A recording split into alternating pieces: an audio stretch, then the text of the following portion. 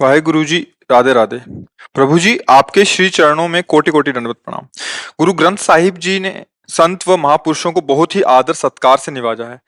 इसी से प्रेरित होकर सौभाग्य से आपके द्वारा कहे वचनों को सुनकर ऐसा महसूस हुआ जैसे कि आप गुरुवाणी को ही सरल भाषा में समझा रहे हैं। आपके द्वारा नाम सिमरन की विधि अथवा उसके गुणों का व्याख्यान करना मुझ जैसे कलयुगी जीव को सात्विक बल प्रदान कर रहा है। संत द्वार पर प्रभु ने लाकर खड़ा किया है तो यहाँ से खाली हाथ नहीं लौटना चाहता। आपके श्री चरणों में हाथ जोड़कर प्रार्थना है कि मन बुद्धि व अंतःकरण की कमजोरियों से बचा रहूं। अतः जो भी मार्ग इस जीवन के बचे हुए हैं उस वहां से बची हुई हैं, प्रभु के सिमरन में निकले वो और इसी मार्ग पर चलते रहने का आशीर्वाद प्रदान करें। वो तो आशीर्वाद है, भगवान ने मनुष्य शरीर दिया और सबसे बड़ी बात गुरुवाणी का आश्रय दिया। जिसने गुरुवाणी का आश्रय लिया और गुरुवाणी का मनन किया, उसमें कोई भी सद्गुण की कमी नहीं रह जाती।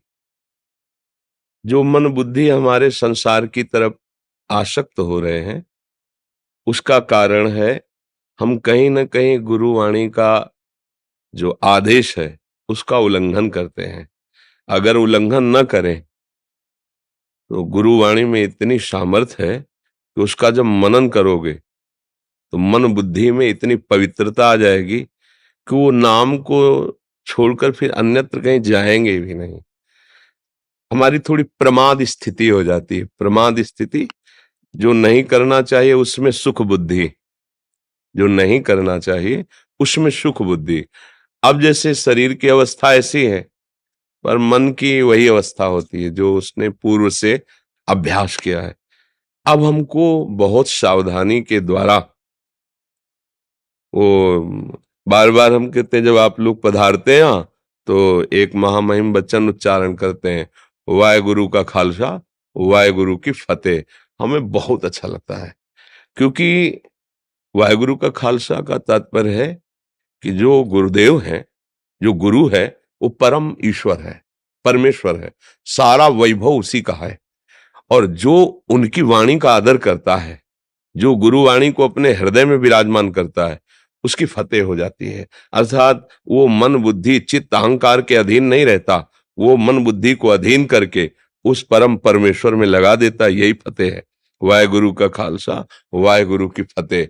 जो वाहेगुरु के वचनों को मान लिया, ये गुरु ग्रंथ साहब साक्षात गुरुदेव हैं, मूर्तिमान प्रभु हैं, अक्षर अक्षर ब्रह्म है। अब उस बात को मान करके और यदि हम चले तो निश्चित हमारी फतेह होगी।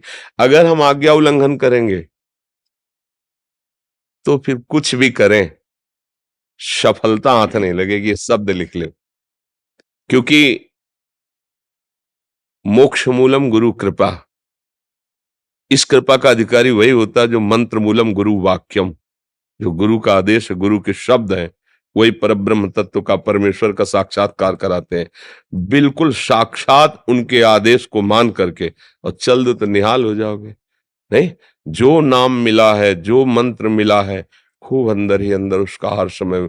और हमारा जो मन बेईमानी करता है, वो भजन से हटाने के लिए वो क्या करता है, इस वस्तु को खा लें, आज इस वस्तु को देख लें, आज इसको भोग लें, आज ऐसा कर लें। वो बीच बीच में प्रलोभन देता रहता है, और उसके प्रलोभन में जो नहीं फंसता तो मन फिर अधीन हो जाता है और वो भजनानंदी हो जाता है। और जो उसके प्रलोभन में फंस जाता है तो मन उसको अधीन कर लेता है और फिर विषयानंद में फंसा देता है। भाई यही चाल चल रही। जो गुरु का कृपा पात्र है, साधारण भाषा में कहा जाता है गुरु मेहरबान तो चेला पहलवान। कोई भी विकार उसे परास्त नहीं कर सकता। बस ये कि अक्षर पर टिक जाए। अक्षर अविनाशी सच्चिदानंद का जो आदेश है उस पर टिक जाए, फिर माया नाम की कोई वस्तु नहीं जो आपको परास्त कर सके। अब बहुत कम समय रह गया है जीवन का, पता नहीं कब शाम हो जाए, कब श्वास रुक जाए। तो हर समय अंदर ही अंदर, अंदर ही अंदर खूब नाम जप करता रहे। नाम जापक अगर ऐसा सोचता है मैं नाम जप करूं मुझे शरीर सुख मिले, तो फिर थोड़ा घाटे का विचार है। देखो अपने गुरुजनों को देखो, ऐसा कि उनकी कृपा जरा सी हो जाए तो परम पद मिल जाए, ऐसे वो महापुरुष हैं। और उनको विधर्मी लोग कितना कष्ट दे रहे हैं, पर वो कहते हैं राम का किया मीठा लागे, सह रहे हैं।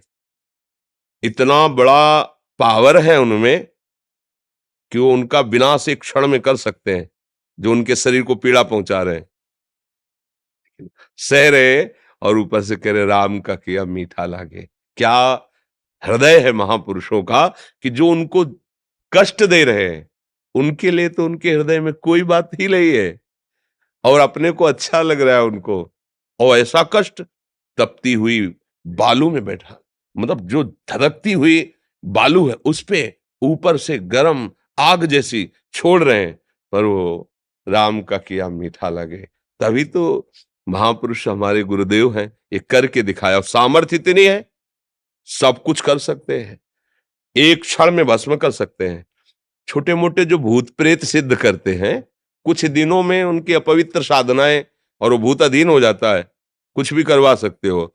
और सबका मालिक जिनके अधीन नाम के बल से, और उनको कोई शारीरिक कष्ट पहुंचा रहा है, वो मुस्कुरा के सह रहे हैं, क्या उनमें सामर्थ्य नहीं? अरे वो विध्वंस मचा दे, एक संकल्प कर दे तो नष्ट कर सकते, लेकिन नहीं, महापुरुषों ने करके दिखाया है कि नाम ऐसा है कि जिसके हृदय में छा जाता है, वो सब कष्ट हंस के सह लेता है। पर नाम के भजन का फल वो कष्ट मिटाने में नहीं, दूसरे का कष्ट मिटा देंगे।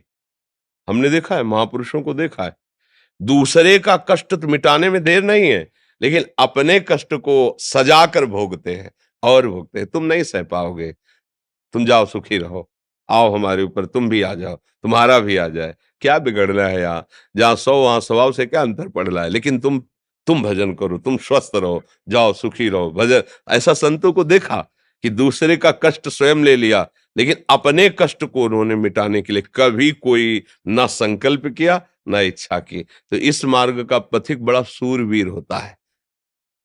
हमको इस तरह से चलना है कि चाहे कोई गाली दे, अपमान करे, चाहे हमारा मन ही हमको जलाए और भोगों की तरफ खींचे, लेकिन अब नहीं। हम अब तो नाम की लौ लग गई, अब नाम की हमारे अंदर स्मृति सुमिरन की वृत्ति आ गई, अब इसे नहीं छोड़ेंगे। जो त्रिभुवन की राजलक्ष्मी देने पर भी आधे पल के लिए भी अपने प्रभु का स्मरण सुमिरन नहीं छोड़ता, वही परम महाभागवत कहा जाता है, वही संसार पर विजय प्राप्त कर लेता है। बड़ी कृपा है, और खूब नाम सुमिरन करो और गुरु वाणी के आश्रित रहो। गुरु वाणी, देखो गुरु गुरु है, आप हमारे बोलो, पराये बोलो, उनके बोलो, गुरु गुरु है, यही शब्द लगता है। सदगुरु गुरु यही लगता है ना, तो वो एक ही है, वो एक ही है, उसे कुछ भी नाम दे के पुकारो, वो एक ही है। इसीलिए हर समय नतमस्तक होकर गुरुवाणी का पालन करो, अपने आप निहाल हो जाओगे, अब मस्ती आ जाएगी, अद्भुत मस्ती आ जाएगी। देखो हम सबके शरीर एक ही पंचभूत से बने हुए हैं, पोशाकें अलग अलग हो सकती हैं, घाट अलग अलग हो सकते हैं, लेकिन जिस रस का स्वादन करना है वो परमेश्वर एक ही है। चाहे कुछ भी बोलो, अलग अलग पंथ, अलग अलग ग्रंथ, अलग अलग मंत्र, लेकिन जो ग्रंथ पंथ और मंत्र है, उसका कंत माने इष्ट ईश्वर, वो एक ही है। जब ये बात समझ में आ जाती है ना, तो फिर ये भेद की जो मेड़ है ना, वो सब हट जाती है। फिर पूरा चराचर जगत अपने ही स्वामी का पसारा दिखाई देता है, और वो आनंदित होता है। जैसे अपनी जबान से अपनी दांत कट जाए तो किसको दोष देंगे, ऐसे ही वो पूरे विश्व को अपना स्वरूप देखता है। अगर उसे कोई काटे, मारे, पीटे, तो किसी को दोष वो सह लेता है। भगवत आनंद में इतनी सामर्थ्य है, वो सब सह लेता है।